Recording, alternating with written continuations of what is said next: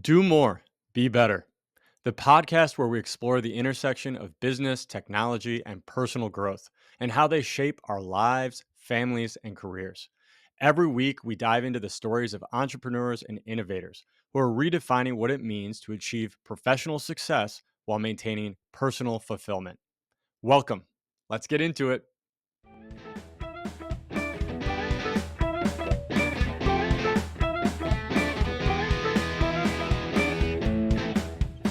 Today, I am super excited to have Matt Campobasso on the call. He is the General Counsel and Corporate Secretary of Enfusion, a public company that builds investment management software. He's also one of my favorite people to bounce ideas off of, and I'm really excited to have him on the show today. Welcome, Matt. Hey, Sal. Good to be here, man. Thanks for having me. Great to see you. Obviously, you are also one of my favorite people to bounce ideas off of. Obviously, you and I have known each other for, 12, 13 years, and we have had conversations about probably every conceivable topic, from bourbon to movies to kids to the legal industry. So, yeah, man, I'm excited to be here and looking forward to the conversation. All right. I like to get started by letting our audience get to know you a little bit beyond just the title and the name. And so one of the things I like to start off with right off the bat, ease you in. What's your favorite thing to do when you aren't working? That is an easy one. For me, it's to spend time with my kids. So I have 3 kids. I won't run through their names here, but they are 14, 10, and 5. I've got a boy and 2 girls. I'm 45 years old. I've been a dad since I was 30. That being said, although it's only been a third of my life as a dad, I can't remember a time when I wasn't. And I'm obviously quite content in that. It's, you have a daughter, and obviously it's just like an entire new part of you is unveiled. And, my kids are amazing. And obviously it's a tremendous responsibility to try to raise good people that are going to make the world better. I make mistakes constantly, just like everything else in my life, but I try to learn from them, and I try to use opportunities to, not just teach my kids, right? Like being a dad or being a parent isn't just about like lessons and shaping someone. I mean, that's a huge part of it, but it's also just like, they're amazing people. So I love just spending time with them. My son is into sports, so we do a lot of things together: basketball, football, baseball. Both of my daughters are very different. They both have, the things that they love to do. And I just love to kind of get on their level and kind of see life through their eyes. And I'm incredibly grateful for that. But yeah, my favorite thing to do in my spare time also just happens to be something that I have to do because I'm a dad. But I love spending time with my kids. A little known tidbit about Mr. Matt Campobasso is you got your names on your body of your children. Yes. Yeah, actually, well, I have, this obviously, but I have my son and my daughter's names, my oldest daughter's names tattooed on the left and right side of my body. My youngest daughter's name is not on my body yet. Actually, that might be something I'm doing this upcoming Saturday. She, you failed as a parent when the child whose name is on your body, should be on your body, can read and say, why isn't my name on your body? Why are my siblings' names on there? And so it's humbling. And yeah, it isn't because I don't care. Normally, I think from a timing perspective, I would have done it back when she was like 1 or 2. So we were, middle of COVID, try not to breathe the same air as others, let alone use needles on each other. So yeah, it's something that fell by the wayside, but it's something I need to get taken care of soon. And yeah, I remember being a young guy and, friends of mine getting tattoos and people being like, you should get ink, and me thinking like, that's forever and it's got to be something meaningful. So obviously, I'm going to be their dad forever. And so it seemed like the right way to kick off my tattoos. But yeah, 2 large, very, very painful tattoos on the left side of my core. I just think it's an interesting sort of little nugget about you, because I do think it talks a little bit about your mentality and what's important to you, and that you're willing to be a little bit different, right? I mean, we have grown up a little bit in the professional world where at one point, if you showed up in anything less than like a full-on suit, you would probably get fired, let alone have a tattoo, right? And now we're in a very different world, which I think is fantastic. But I think it's a nice little nugget for people to understand who you are. So that's why I brought it up. Yeah, I won't belabor it, but yeah, I mean, you're right. back when you and I started in our law firm days, now 15, 16 years ago, like people were in, shirts and ties every day. Casual Friday was like a weird concept that was just like starting to roll out into corporate America. And yeah, I mean, don't show up unless you have a tie on. You could imagine how that culture would react to like, oh, you have a tattoo. And yeah, I mean, it's, I don't have like a full sleeve or anything. And, I don't obviously begrudge anybody who does, but it's meaningful to me. And yeah, I just think it's something that, when my kids see their names or when I'm like, I don't know, getting out of the shower and I glance, it's a good reminder of like, that I carry them with me always. So. The other thing I like to ask people is, how would your partner, your closest friends, your family describe your outlook in life in 1 or 2 sentences? I think the first word, I know you asked for a sentence, but I'm actually reading a book right now. And I try to read 5-6 pages of it each morning just because it's a good way to like kickstart my brain on something that doesn't involve my job.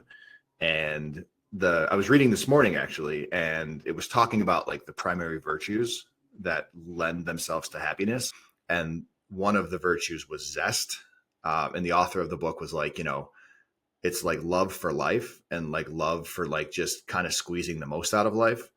And, I think most people would probably be like, oh, I have zest. I think if you were to ask friends of mine or my spouse, my partner, people I work with, they would probably say that I bring like a pretty high energy to everything I do and a relatively positive outlook.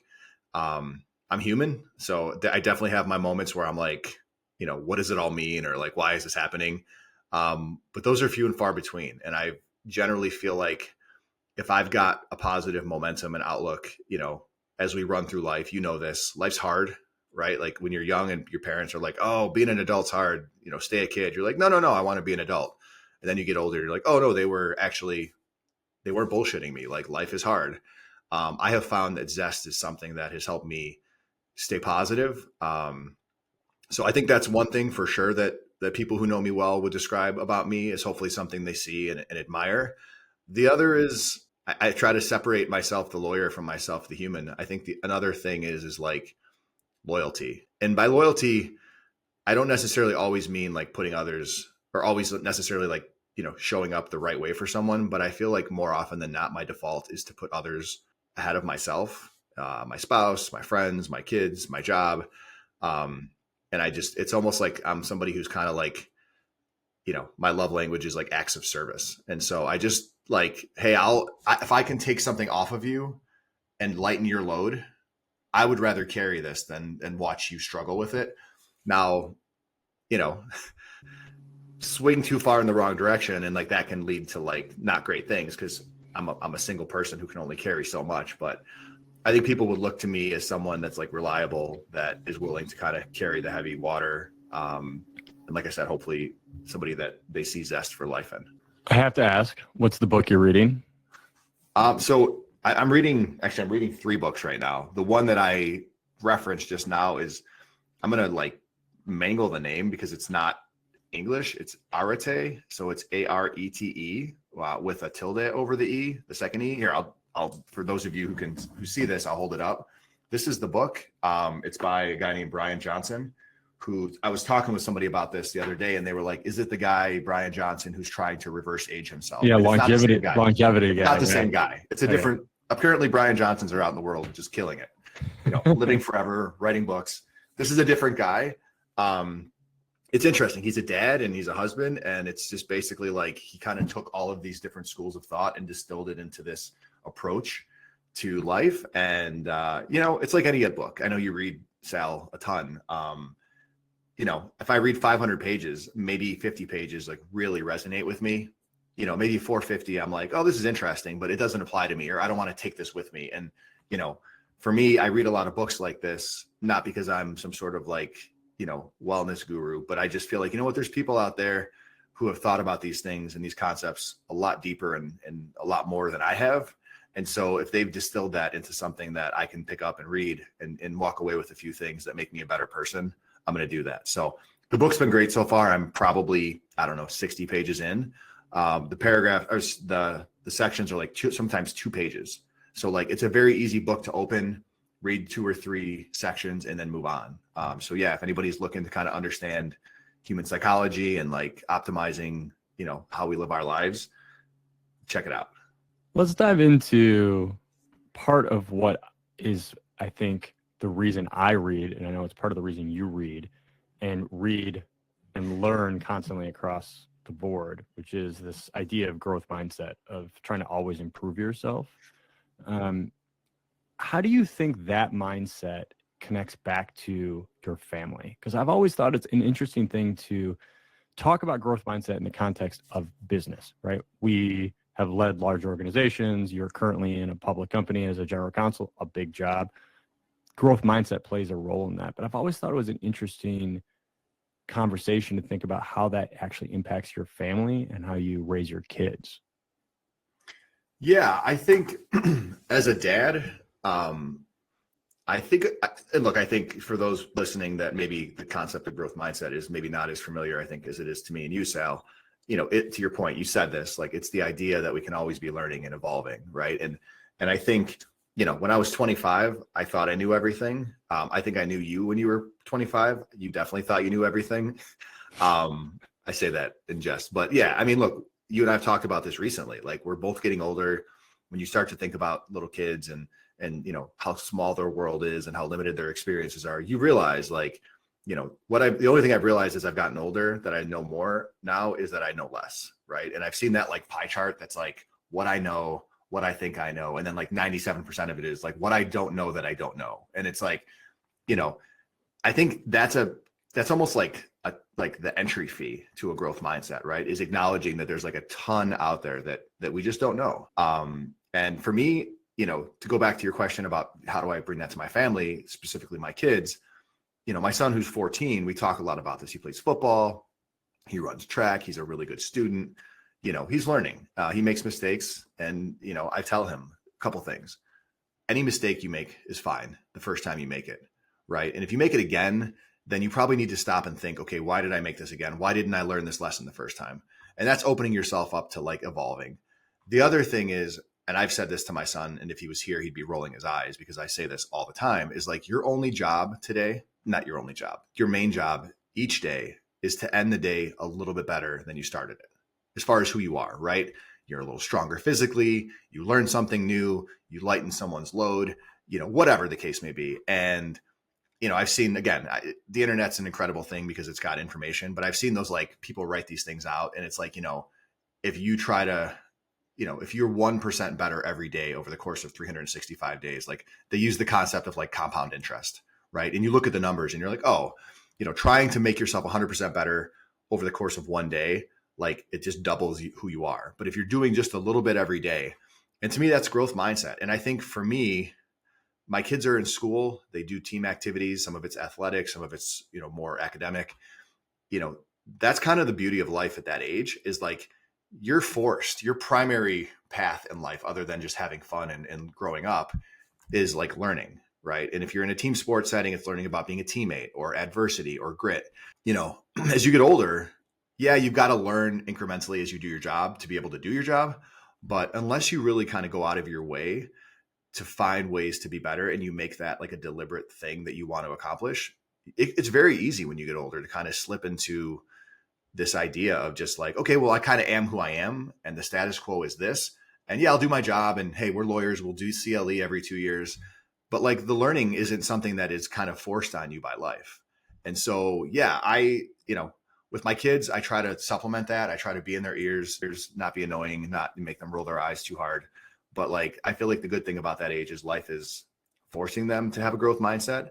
And, my son will complain about school and it's boring. And I'm like, look, man, I had those same feelings when I was a kid. The success that I've had in my career is because I kind of leaned into my education and I worked hard.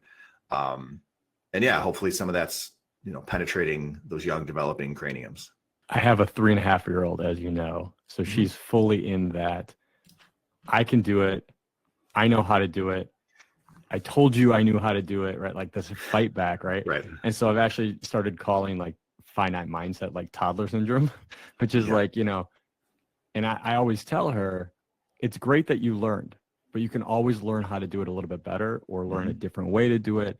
It's not bad to ask for help. It's not bad to gain additional knowledge, right? And it's funny because I've been doing this with her for, I don't know, like 2 years, right? And I can see it start to improve, right? She's starting to be like, okay, she'll actually stop herself and say, okay, I didn't know that part of it. Can you teach me that part of it, right? And I think that's such an important part of, for me at least, raising a daughter that will enter the world as she grows and then eventually into full society of working and the rest of it, of being able to take in information and then apply it and learn from it instead of just, this is the thing I know, there's nothing else that matters, this is what's going forward. Yeah, I think you have to be open to acknowledging that you don't know everything, or to your point, that there's a better way to do something. And it's funny, I think growth mindset is huge for kids. And again, I think part of it's just inherent in being a kid. But the other thing is, and I've been thinking a lot about this, to your point, number one, there's nothing wrong with asking for help, right? I actually do think, I have two thoughts here. I don't want to lose them. So I'll say that one and then I'll double back to it. The other one is, even though my kids are 14, 10, and 5, there's still accountability there, right? Like it's a different level of accountability because, my kids aren't me, right? They don't have an obligation to go through life and be as close to perfect. And neither do I, but I feel like it's easier to expect that from an adult. With my kids though, one thing I tell them always, and actually I talk to my team about this, I say, and this is more in the lens of like being an Enfusion as lawyers, you have 3 choices in life, right? When you encounter someone or something. When you go through it, when you pass through it, on the other end, you can leave it worse than you found it. You can kind of walk through it neutrally and have no impact whatsoever, or you can make it better. And I say, I always hope you'll make it better. Sometimes you're not going to have the influence to even do anything, so you'll be neutral. Never leave a situation worse than you found it, right? But intentionally. Like sometimes, like, hey, you and I have a disagreement. I need to make sure I take care of myself. Coming through that, you're going to be sad or mad or whatever. So that's one thing, is accountability. And that's, like I said, that's true for kids. That's true for my colleagues. That's true for me. The old adage of or not the old adage, just the idea of either leaving situations better or like you weren't there at all versus leaving it worse off. To me, again, you do that in an incremental way across your life. And I feel like someday, hopefully, I'll be able to look back and say, you know what, I did a pretty good job. Like I lived a good life. The asking for help thing is something you were mentioning. You say that to your daughter, like it's okay to ask for help. I don't know about you, man, and I would love to hear your perspective. But like, I have not ever really been someone who's been good at asking for help, ever. And part of that, I think, is like, part of it is I'm a lawyer, right? Like people come to you with their problems. I would say only within the last couple of years for myself have I really started to be honest and like look inward and be like, you know what, like I need help. I need to be able to lean on people. Like I need to be able to call my parents or my brothers or go to my wife and be like, hey, I'm dealing with this thing.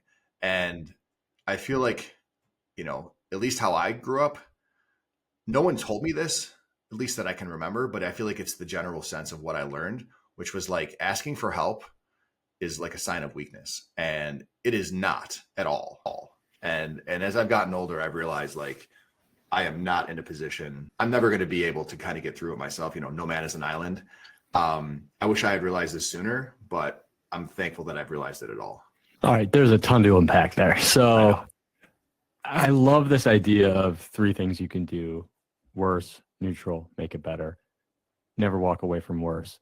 And it actually connects back to, I think, both how you raise your kids, but also how you manage teams and you work with colleagues, which is this thing. I have this 2-part thing that I've been really focused on lately, which is Adam Grant talks a lot about telling your team. Adam Grant is a famous sort of business psychologist, Wharton, YouTube star, whatever you want to call him, right? And whether you agree with everything he says or not, he has this idea, which is you tell your team, look, I have high expectations.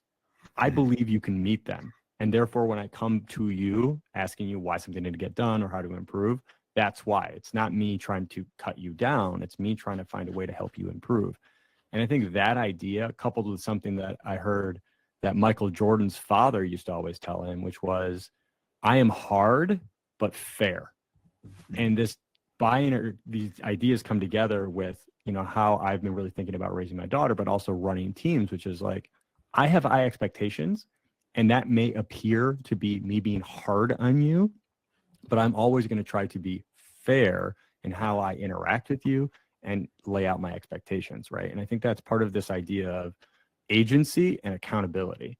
For me, teams is always about agency and accountability, right? Like, let teams, people go and do things. If you micromanage them, they're never going to learn. They're never going to improve, right? So you need to give them agency, but there has to be an accountability side to it as well, which is these are my expectations. This is what needs to happen.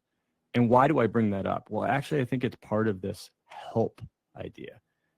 You go through, as you grow up, especially in the age we grew up, I think it was pretty consistently told, this idea of help was weakness, right? Like, you're supposed to learn and get to stand on your own 2 feet and go into the world and do your thing, right?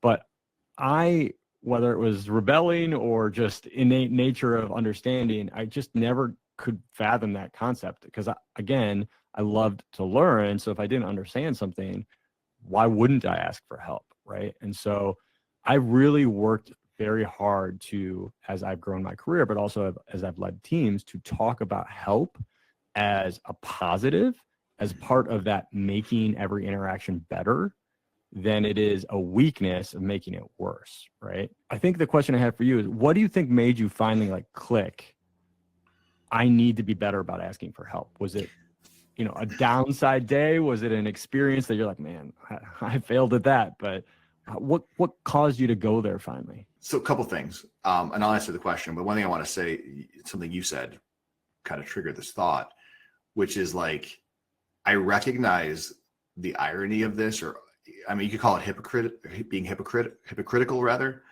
Although I think that implies like malice, like I was saying earlier, like, I'm an acts of service person, right? Acts of service are helping people. I have built a life and a career on helping people. So clearly, and I've never helped someone, and as I'm helping them thought, well, you're weak. The fact that you need my help on this means you're weak. I've never thought that. I thought this is what humans do, right? We take care of each other. So I don't know. A couple of years ago, I just remember thinking like, why am I so willing to hand out this like judgment-free help, which I think is a good thing, and I still am that person today, but I'm not willing to accept help.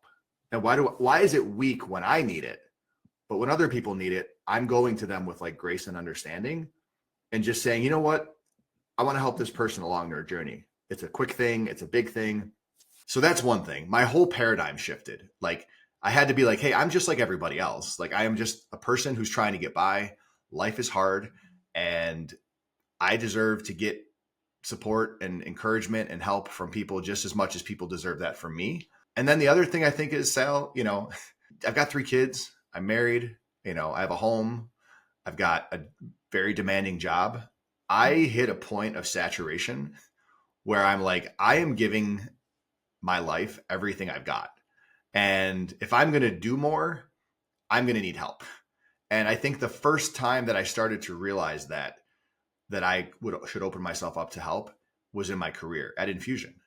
And I am incredibly thankful and grateful to have a team like I have. They are some of the best lawyers, but also like even better people.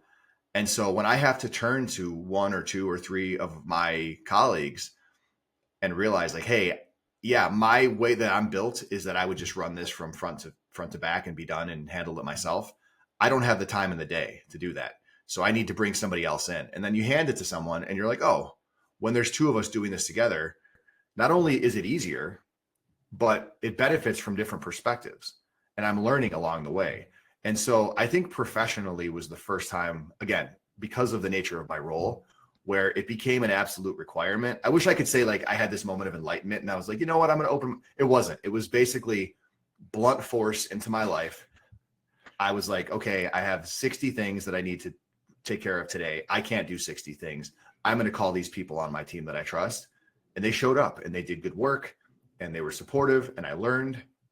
And I think I realized, and this is something that I've really focused over the last like 6 to 8 months on bringing into my personal life, which is, hey, it's worked wonders in my professional life. There are also people like my parents and my siblings and my family, that I can look at and lean on. And just, again, it doesn't make me weak. It actually makes life easier. But to me, kind of the more important benefit is it strengthens relationships. And I think like a big part of life and happiness is having meaningful relationships with people you work with your family, with your friends. And so letting your guard down, forgetting that you have to, or stopping from pretending that you have to be perfect, not looking at the need for help as a weakness, all of those things have kind of been a way that I've brought my walls down. And yeah, it's a work in progress, but I don't know how I ever go back. And I wish I would have realized this, 10 years earlier. Well, there's always the thing that you wish you learned earlier, but Yes, I've also always viewed this as whether it's team or help is the idea of compound positive impact, right? You learn something new, you add a team member who has a different viewpoint, you get better returns because of the compound effort, compound thought. And it doesn't mean that you can't have somebody at the top making decisions. Frankly, you need that, right? You run a team, it comes back to me, I'm going to make a decision. I always like to say, you might not like the decision I make, or frankly, even really think it was a good decision, but that's my role. I have to make the decision. And as a team, we're going to come together. And then the point, though, is I really think this is as important is once the decision gets made, everybody gets on board and you row in the same direction. Because what we don't need is the thing that people tend to do, which is like, well, I didn't agree with that, so I'm going to kind of like mess it up, right? Or I'm going to not work very hard towards it. Mm-hmm. And I really have focused on that because I think when you get a team together and they understand that, yes, somebody's got to make a decision, but it's our work going forward, you get people rowing in the same direction, and that makes a big difference in whatever result you're trying to achieve. And so I wanted to sort of double down a little bit on this idea of team, because I know over the last few years, you've really built out a pretty large team at Enfusion. And so I'm curious how you went about doing that. As proud as I am of our team, I wish I could say, hey, this is exactly how I drew it up 3 years ago. I cannot say that. That would be, disingenuous. I think what I did is when I made decisions, I always reverted to kind of like what I felt like were the best priorities as far as the types of people that we were hiring. And I think even though that was subconscious, it led me to where I am today, which is, I'm one of 9 lawyers. The 8 lawyers on my team, they all do different things at the company. When I joined Enfusion in September of 2020, I was the 3rd lawyer. There was my predecessor as general counsel. There was another commercial attorney who is, neither of them are with Enfusion any further. So, I'm the longest tenured person on our team. The other 8 lawyers I have had a hand in bringing in either as the deputy general counsel, or I've hired them as general counsel. So, I say that to say my fingerprints are kind of all over each of the people on the team.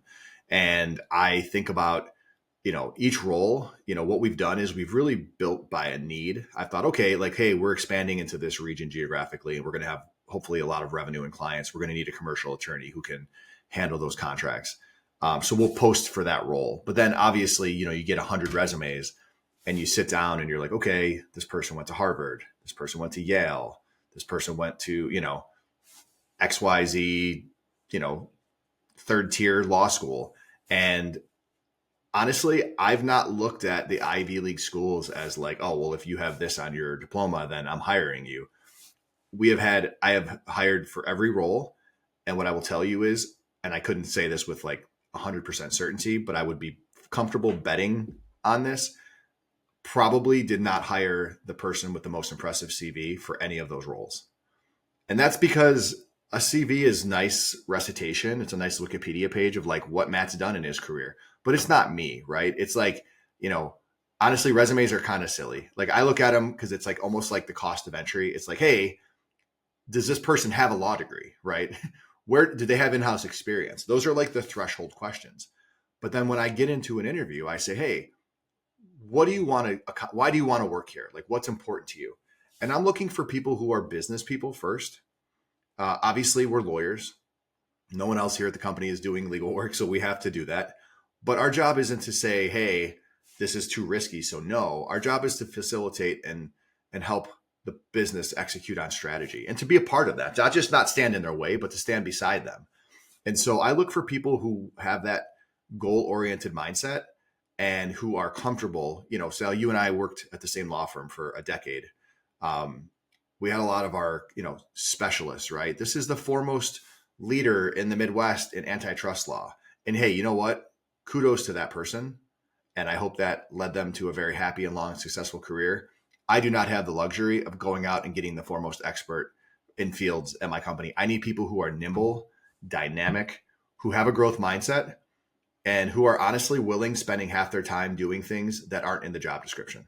And so, every interview is different. I would ask questions that kind of probe around those topics. But what I will tell you is I look for people who are smart, obviously, but who communicate well, who have a growth mindset, who are comfortable coming in and building, because we are at a building stage in our company's evolution. We're not Google. We don't have 1,000 lawyers. And again, I know what I know pretty well. There's a lot of things that I don't know. So I want to bring in people who can kind of supplement that knowledge base and make us a more complete, holistic law department. So, it's a work in progress, but I feel like the guiding principles are those things. And honestly, at 45, Sal, probably the most important thing is like, do I think this is a good person? Because I don't want to work with a tyrant or an ego monster or somebody who's going to throw somebody else under the bus when it serves their purpose. I want somebody who wants to be on a team like the one we've built. And I think it starts to have like a positive, like a flywheel of momentum where people join the team and they're like, oh, I see how these guys conduct themselves. These men and women conduct themselves. That's exciting to me. Going back to Zest, like people tell me like, I have no idea how you're excited about what you do. And I'm like, you know what? Because I get to choose how to engage with my job. And this is what I choose to do. And I think it's contagious. And there's things that people on my team do that are contagious to me. So, along the way, try to have some fun, but try to do what we need to do to protect the company. And like I said, I just want good people who care and obviously who, have a law license, because at the end of the day, we're all lawyers. You said that much nicer than I say it. I just say I have like a hard no asshole rule. And I mean, that's the inverse of my, yes, correct. Let's talk about hiring a little bit more, because I saw you all just posted for a new role, and you said something in there that I thought was interesting, which was you talk about range and upstream. Mm-hmm. And can you explain what you mean by that? Like what a candidate would want or present for you? Yeah, look, I think along the way, and I've never led a team that's this big. I've led like litigation teams in my law firm days, and as you know, that could be 2 associates on one case, 2 on another case, and its personalities are changing. When my team looks at me and is kind of like, "Hey, like, what defines us as a team?" I don't get to look over my shoulder at somebody else and say, "Hey, what do you think?" I'm like, "Oh yeah, it's actually me that has to help shape this." Again, we do it democratically; everybody has a voice, but one of the things I've done is each year I try to find like an idea, usually that is, discussed in great depth in a book. And I get a copy for everybody on the team. And I say, hey, look, let's all read this. And there's going to be some stuff similar to the book I mentioned earlier. Maybe 10, 20% of it really lands with you. Maybe 80% of it's like nonsense. But I try to find a book that's close to kind of what I think we need to do as a legal team for that given year. And not only just like for us as developing ourselves as lawyers, but like, how does it fit within what Enfusion needs? And so back in 2022, the book I picked my first year as GC was a book called Range by a guy named David Epstein. And the book, which I've now read probably 3 times, and I read back before I even joined Enfusion, is basically, I think the subheading is like why generalists succeed in a specialized world. And, like a lot of these books, like Malcolm Gladwell books and Michael Lewis, they grab you with that first section where it's like, here's some people that and here's how I'm thinking about it. And then they go into like case studies. In the book Range, it took Roger Federer and Tiger Woods. And it said, hey, look, Tiger Woods has been picking up golf clubs since he was 3. And it's like literally all he's done in his life. Or, at one point in time, it is all he had done. Roger Federer started playing tennis when he was like 12, 13. And he was like a ranked chess master, and he spoke 4 languages, and he played like volleyball and soccer. And I don't know, I'm probably mangling it. It's been a little bit since I've read this, but he did a lot of things. Right. And so as they both got through their careers, they both had some injury issues. Obviously, everyone knows the cautionary tale that was Tiger Woods. Like he went off the rails. And I'm mindful that he's a human being, and I don't bring this up because it's like salacious or fun to like beat him up. Like the guy had problems, right? But the idea was the only way he saw the world was through the lens of a guy holding a golf club. Roger Federer had grown and evolved through all these different ways. And I think about like a table, right? You think about a table, you go to like a restaurant, right? You've got your round tables that have one post in the middle. If that post is wobbly, guess what? That whole table is going to be wobbling. You've got a table that's a rectangle. It's got 4, 6 legs. One leg is wobbly. Yeah, you're going to feel it, but the overall effect on that tabletop is going to be minimized because you've got 4 or 5 other pillars that are static and that are solid. The idea is specialists tend to kind of live their lives and see the world through that one leg. People who have range or generalists tend to have a more balanced, anchored, well-founded approach to life, their jobs, relationships. So I read this book and I was like, whoa, like it just kind of blew my mind. And I said to my team, look, I think this is a great book for anyone under any circumstances. I think at the time we were a 5-person legal team for a public company with 1,000 employees, hundreds and hundreds of clients, growing in 8 countries with 9 offices. And I thought, like, I can't put someone who's like, all I do is securities law in a meeting and say, okay, well, they're going to nail any of the securities issues. But if other legal issues pop up, I don't have confidence that they're going to be in a position to like, even that's not going to set anything. Their antenna's not going to go up. And so I tell my team, you're a specialist in what you do, but I need you to practice range because I need you to be in a meeting because we don't have 1,000 lawyers. And I need you to be able to say, you know what, here's an answer on the thing you needed from me. I'm going to call Matt, or we're going to call XYZ law firm because there's other things going on here. And so when I think about range in the context of my team, we have to be able to be generalists who have a specialized need day to day, but also the ability to identify issues. And I think part of it comes to like the aperture through which you look at your day. A specialist is looking through life through a very narrow, hey, from this lens, I know everything there is to know. My knowledge is this deep. A generalist is looking at it through a much broader aperture and when you do that, you're able to see more of what's coming at you. You may not always have the answers of a specialist, but we're a team of 9 now. So somebody can say, hey, you know what? I'm going to call our employment counsel, or I'm going to call our commercial counsel, or I'm going to call our general counsel. And so that's where range kicks in. This year, I think we've hit a home run. And the book we've picked is by a guy named Dan Heath.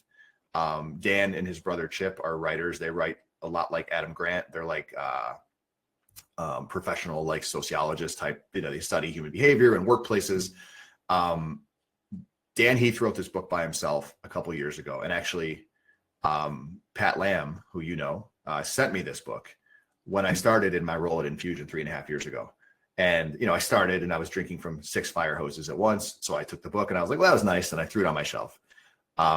Late last year, I started looking at my bookshelf and I was like, I should start reading some of these. So I picked up Upstream and again, just blew my mind. And I was like, life's funny, right? The universe is crazy because sometimes you're like, this is the exact book that I needed to be in my hands at this moment. And so to use the Tiger Woods Federer, talking of range, in the beginning of Upstream, and now I've told this story a million times. So, people who listen to this who know me are going to be like, God, does this guy know any other stories? The book starts with it's like a parable, right? It's 2 fishermen sitting on the bank of a river and they see a kid like basically flailing, flying down the river. And the fishermen throw their fishing poles and they swim out and they save the kid and they swim back. And they look at each other and they're like, that's crazy. And they're like, yeah, they pick up their fishing poles. They get back to fishing. They see another kid. They're like, okay, they throw their fishing poles down. They swim out. They save the kid. This happens again and again and again. And the 6th time, the fisherman throws his fishing pole in the side of the bank, swims out. He's like getting close to the kid. He's going to look over to his friend and be like, what is happening? And he sees his friend like running up the riverbank. And he's like, where are you going? And the guy's like, I'm going to go find the maniac who's throwing kids in the river. And it's like, yeah, you know what? You can react to that situation every time and you can grab the broom and sweep up the mess. Why not figure out why that vase fell off the shelf in the first place? And maybe you need a different shelf. Maybe the shelf is wobbly. So one of the things that I did, and this is part of how I was constrained, not just me, but the company by bandwidth, when you have 5 lawyers, and I mentioned what our profile was as a company back in 22, you know, you are, when there's that many fires to put out, and I know that sounds like alarmist. These aren't like fires that were lawsuits or fires that were like us breaking the law, but like a new issue came up, right? Or we went into a new country and there's a new employment issue. We need to understand how contributions work from a tax perspective. Everything you're doing is reacting, right? You're not stopping to think, hey, we continue to feel this repetitive, consistent, very, very common pain.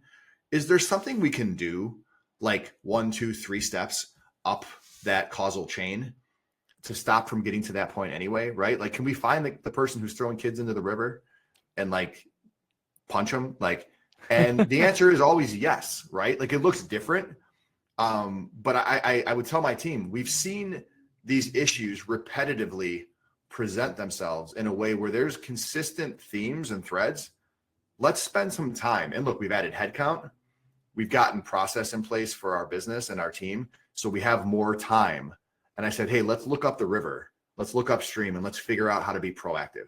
And so when I posted that in the role, upstream thinking is being deliberate about turning your focus from being reactive to being proactive.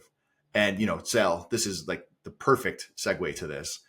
You know, you and I were litigators together for 10 years, right? I mean, anybody who's listening who is not a litigator, who is not litigated, I'm going to do like a 30-second thing here that I think is a good analogy.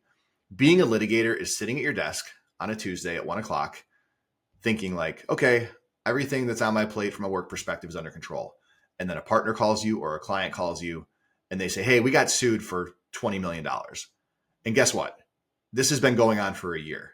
You're just finding out about it. But they say, hey, guess what? Grab your backpack and your parachute. We're going to drop you into the middle of this war zone with a bunch of people who know a lot more about this than you do. And guess what? You need to not only like figure it out, you need to become as proficient and educated on these topics as anybody else in the case, including experts. Also, keep costs down, make us win, defend my rights, and also influence the outcome in a way that is also being, you know, cognizant of the fact that there's a judge, you have a client, you have an opposing counsel, they have a client. It is the definition of reactive, right?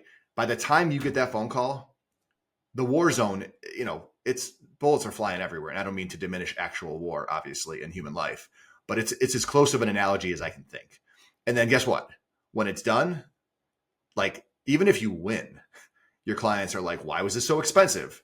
The judge is like, why did you blow through discovery deadlines? Opposing counsel is like, hey, this was done in bad faith. And, you know, everybody's upset. And I just remember consistently thinking, there's got to be like a better way to do this. And when I would talk to people, some of our friends who had gone in-house, they would say, you know what? You're too far from the root cause. And so you're getting a phone call like the fire department when a house is fully engulfed in flames. And I said, yes. And guess what? Even though the fireman's a hero and you put the fire out, there's damage. And I thought, you know what would be better? Let's say that fire was caused by like an electrical something, bad pipe, bad wiring. I would rather be an electrician and make sure that when I'm building the house or I'm doing the things to install the conduit, I'm doing it in a way that, like, yeah, I'll install smoke detectors. I'll make sure there's a fire extinguisher because sometimes things just go poorly and they don't go to plan.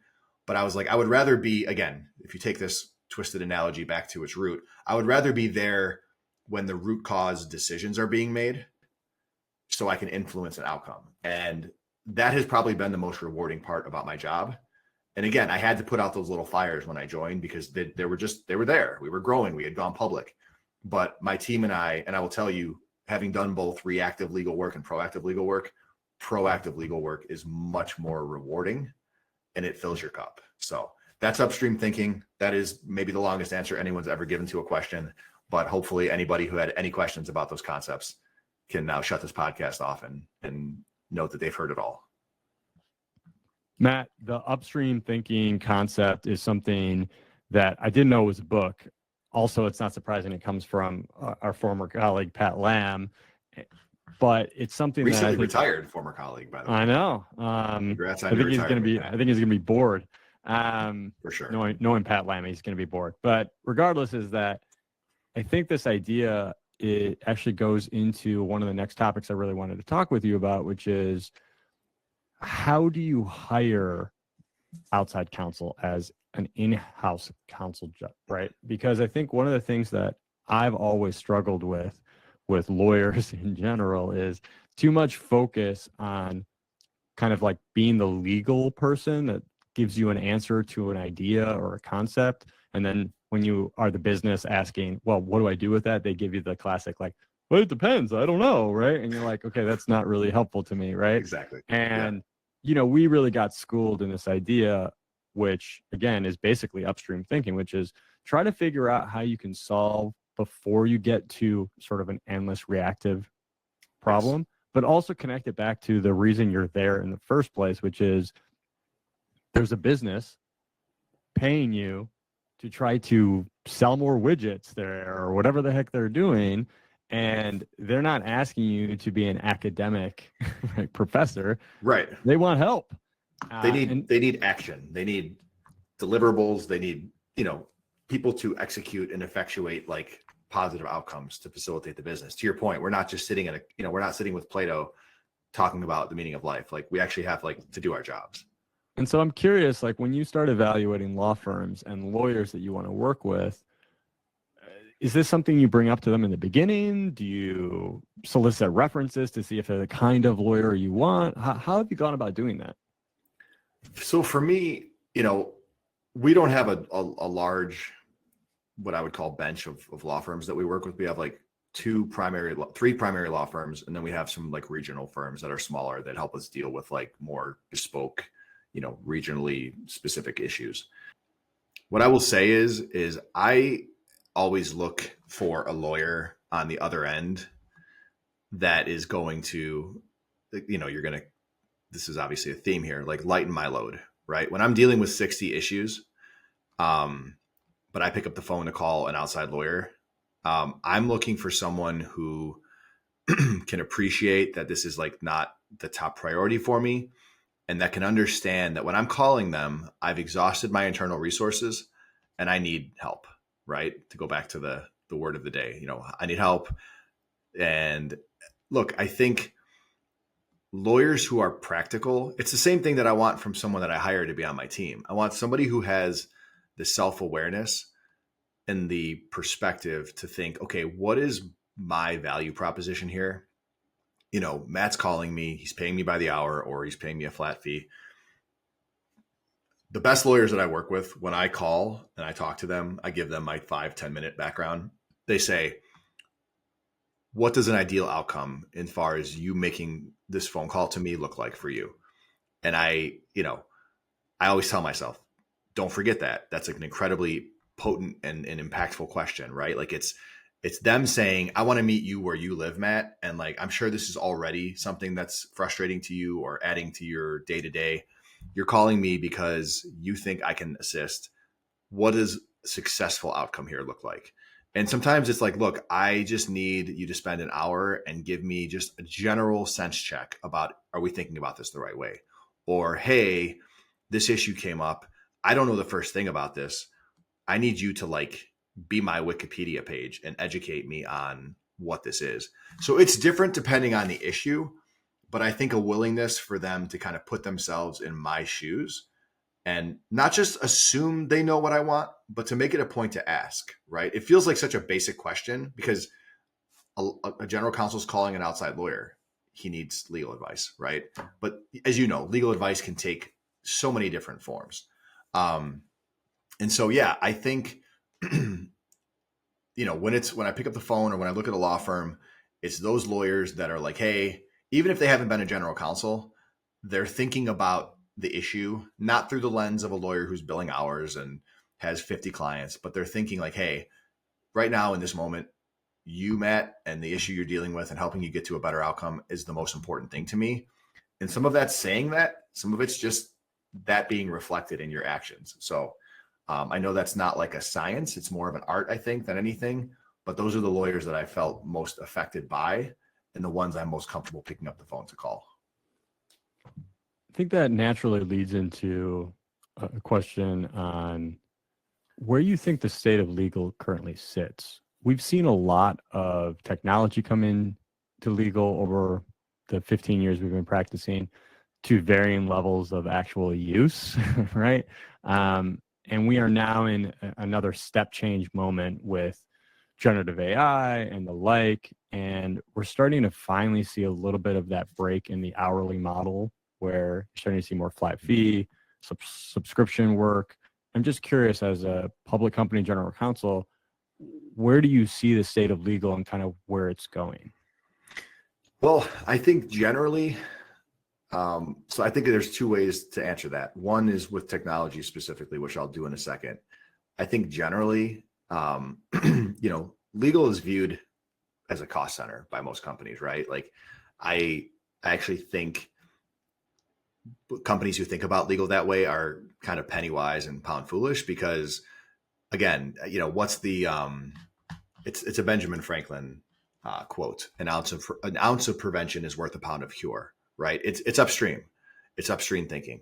And so, would I rather have to spend most of my resources and budget on in-house lawyers who have an understanding of our business, who are only focused on infusion? Yes. Do I get to hire every lawyer that I think I need? I don't, because, there's other teams and departments within the company that also need, we're a technology company. Of course, our primary investments are going to be in our product. That's how you generate revenue. So I think doing more with less, and again, that'll dovetail on the technology in a second, is key. But I think what that requires is lawyers having like an intimate understanding of their business. And I think the days of, don't ask me, I'm just a lawyer, or, hey, I'm in a box, I'm a lawyer, or, hey, come find me when there's a contract review, are long gone. I still see them residually, I think, in larger companies that have legacy, legal departments, but in, younger, evolving, maturing, more nimble companies like Enfusion, lawyers have to be more to be successful. I personally don't have a tolerance for people who are like, I don't know, I'm just a lawyer. Like, actually, I think it should, my thought is your answer should be, I think my opinion is more important because I am a lawyer, right? And not because I'm smarter than someone necessarily, but lawyers are incredibly analytical. And so finding a way to not be boxed in by the fact that you have a JD, but in fact, using that JD as almost like a bullhorn or a magnifying glass to say, hey, I can actually bring dynamic value in other ways. That's the way I think legal is moving operationally. And companies that are utilizing and seeing the most ROI from lawyers are viewing legal as that, business people who also have a law degree. From a technology perspective, that's something that my team, we're on that journey. I think we're in early days. You and I have talked about that. We don't utilize a ton of technology. I think that's something that we really want to prioritize in the second half of this year and going into next year. Obviously, going out and getting a technology tool costs money. And again, we talk about budget and resourcing. It's all about understanding, where do I spend $1? Like, what's the highest return on that dollar? And look, I think there's, case studies, there's books. Technology is the easiest way and the most efficient way to scale. But I think one of the things, to me, the barrier to entry for lawyers is the time commitment to implement, right? And to understand. And so that's something that I will personally, and I can't obviously speak for all lawyers in the world or even on my team, but when I start thinking about new technology, I start wondering, how do I implement this? And when you get through an implementation, if it's not working the way you thought it would, then you have to rip it out, and that's a sunk cost, and you go back and you do it again. And that's not a reason not to do it. But personally speaking, I will tell you, when you've got only 9 lawyers servicing a business of our size, free time or spare time to dedicate to what's called, pet projects like implementing new technology, it's a very scarce resource. And so I think some of the uncertainty around what a successful implementation and then an effective use of a technology, that uncertainty to me can be an inhibitor towards more aggressively going down that path. But I do think there's no doubt that technology and even generative AI they have to be part of, if you're not thinking about those things as a lawyer, specifically as a general counsel on a team of 5 or more lawyers, you're doing a disservice to your own success, you're doing a disservice to your team, and you're doing a disservice to your company. So that's an area for me, talking about growth mindset, where I recognize I need to learn and stretch and evolve, and I'm working on it. But yeah, I mean, it's the rate of technology's change is unbelievable, and it is, it makes your head spin. I've always viewed technology as a path towards leveraging your knowledge or somebody else's knowledge in a more efficient, productive, scalable manner. And so whenever I talk to teams about implementing technology or buying technology, I actually really focus on time to ROI or time to value, right? Yep. And not being so scared about if this fails, we just wasted the money, but actually more focused on try to get to value as quickly as possible, because if it's not working, then you didn't waste extra time and resources, right? You're never going to get perfect. It's impossible to say that technology worked at that company, so it's going to work at ours. The other part of this that I've also really coached legal departments on is think about this more horizontally. So are there tools the rest of the organization is already paying for that you can leverage as well, right? And I think that's one place where AI, and especially generative AI and kind of this full stack, is an interesting thing that's happening, is because you're really getting horizontal use cases that are time to value almost instantaneously, right? You ask it a question, you get generative AI back. You ask it a question, it connects with data and gets your response back, right? And so I think that's an attractive piece from the legal department. And so it's something to consider. I know we've been talking for a while, so I want to start narrowing down our conversation so we're not here for the rest of the week. A couple things I wanted to touch base on to connect everything back. One is you have a demanding job, a lot of work. How do you find time for your kids? How do you find time for that kind of being present? It's a constant, I don't want to say struggle. It's a constant thing that I have to stay mindful of. I'm big. I think you know this. I meditate daily. I have for like 10 years. I think when I do meditate, one of the things I thought about meditation when I first started was like, oh, you just have to like push every thought out of your mind. That's actually not, most schools of meditation are not built on that concept. It's controlling your thoughts, right? It's knowing how to take something that feels like it's spiraling and move it away or move it aside or think about it in a more healthy way. So I talk about meditation because I use that time each day to kind of prioritize in my head, like, where is my time best spent? Again, you think about ROI, right? And again, not ROI from $1 in, $1 out, but ROI from, hey, if I sleep 8 hours a night, which, sometimes I do, usually I don't, I've got 16 hours a day to invest. And, there's obviously the inevitable taking out the trash or, emptying the dishwasher or going to the grocery store. But, I have less time to just be like, hey, I want to use it this way. But I will stop and I will think, okay, from a work perspective, what has to get done today? What should get done today? And then being able to just like step back from that, right? At 5:30. Like I said earlier, my kids are all very active in activities. I don't miss football games. I don't miss track meets. I don't miss volleyball games or tennis lessons or swim meets or Girl Scout meetings or dances. I don't. It's just, to me, that's non-negotiable. It's hard and it definitely like strains me, but I think about, a job, especially a job like mine, it will take, not because someone's sitting there with a vacuum trying to suck all my time up, but it will take as much of my time as I will give it. Like, undoubtedly, if I wanted to sit at my desk 16 hours a day, maybe someone might be like, hey, why are you online at midnight? Like, they're not going to be like, get off your computer and go sleep or go spend time with your daughter. No one, again, not because people don't care, but because people have their own stuff. So I've realized I have to be that voice. I have to say, hey, it's 6:15. I've been at this for 11 hours. My daughter's in the other room watching, Bluey on Disney Plus. I'm going to go watch Bluey with her, or we're going to go read a book together, or I'm going to give her a bath, or I'm going to take her to the park. And so, yeah, I mean, there's no magic wand here to wave. There's no like life hack that I can say, hey, this is how you do it every time. It's just deliberately and consistently staying mindful of what really matters in your life, and then trying to, reasonably and appropriately allocate the resource of your time. And so that's what I do. And again, I'll tell you, like, after a really hard day, going to the park with my daughter for 30 minutes and watching her swing and just like giggle with like pure unbridled joy, like, that's what fills me up to get back to my desk the next day and do it again. And I don't mean to make it sound like my job is a prison sentence. It's not. I actually love my job. I'm very lucky and I'm very happy in what I do, but it's hard. Even people who love running a marathon, when you're done with a marathon, you're exhausted, right? and you need electrolytes. So for me, I find those things in my kids. But yeah, it's not easy, and I'm sure I fail more than I'm successful, but it's something that on an ongoing basis, I realize, especially as they grow up, like time is fleeting, and I owe it to them and to myself to squeeze every opportunity out of being their dad that I can.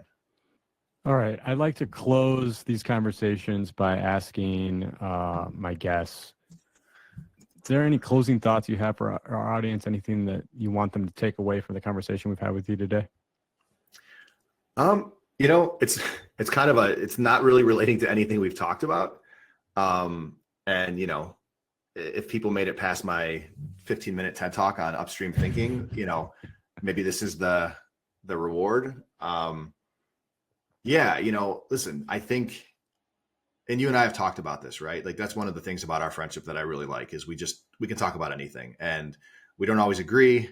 I'm sure I know you annoy me occasionally, but like, we always come to each other with our authentic selves. And I feel like we're very open and honest with each other. And I think that's why we've been able to maintain this friendship and why we've stayed close over the years. You know me to be a touchy-feely guy, right? Like, I'm a Cancer. That's my sign, my astrological sign. So I'm very big on feelings. One of the things I've been thinking a lot about lately is just kindness, right? Like, there's niceness, which, like, nice is like something you can be. Kind is like inherent, right? And what I've realized is, like, and again, I've seen all the internet stuff. Like, people say, oh, it costs nothing to be kind. And people are like, yeah, it costs nothing to be an asshole. But like, my point is like, I think empathy and kindness are so significantly underrated, both professionally and personally. And I think it causes a lot of people to do things that inadvertently hurt other people. And something I've just been trying to really do in my life is, again, I talked about going into a situation and having 3 choices, right? That sounds nice. It would make a nice, like, jacket on a book or a nice, like, Instagram post. But like, I think if you boil it down to its basics, it's just every situation that you go into personally and professionally, like, if you let kindness kind of drive that, and you're very delicate with people and how they feel, I think that's again, I think at the end of life, when you look back, hopefully that leads to a life well lived. And I will tell you, first and foremost, for myself, I've not always been that way. I've always prioritized, like, other things.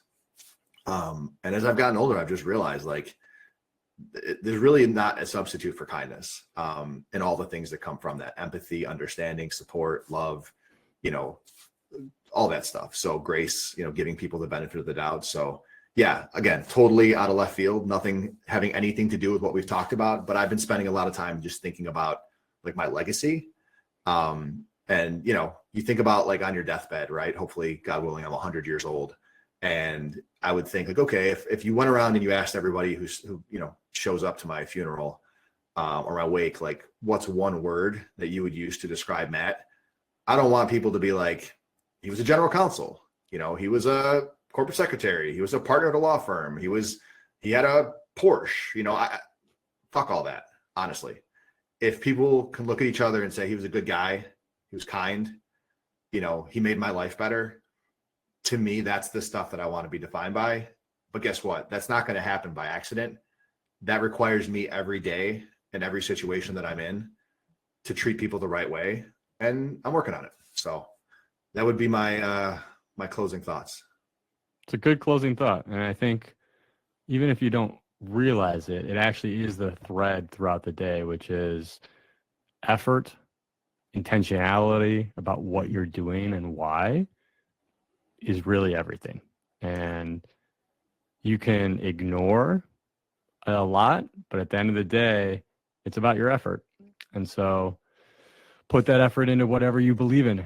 And it sounds like kindness is one of those things. And I applaud that. I think there's too little in the world right now of just the simple thing, which is something we get taught when we're really little, and you kind of forget, just like, before you open your mouth, before you act, you're going to be kind. If you're not, maybe you shouldn't do that thing. Yeah. So, to your point, that's like one of the first lessons you're taught, right? If you don't have something nice to say, don't say anything at all. And it's like, what does that even mean? And it's not, you're absolutely right. everybody, I think most people are going through life thinking about themselves and what they're feeling and what they need. And when you do that, you may not want other things to happen, bad things to happen to people, but you're also not making that a priority. And so I think just finding balance, I think balance is key. So. Well, I appreciate the time today, Matt. It's been, as always, eye-opening, educational, fun, a little bit of everything. And I can't wait till we have our next conversation. Thank you so much, and have a great rest of your day. Thanks, Sal. Appreciate you having me, man. Take care.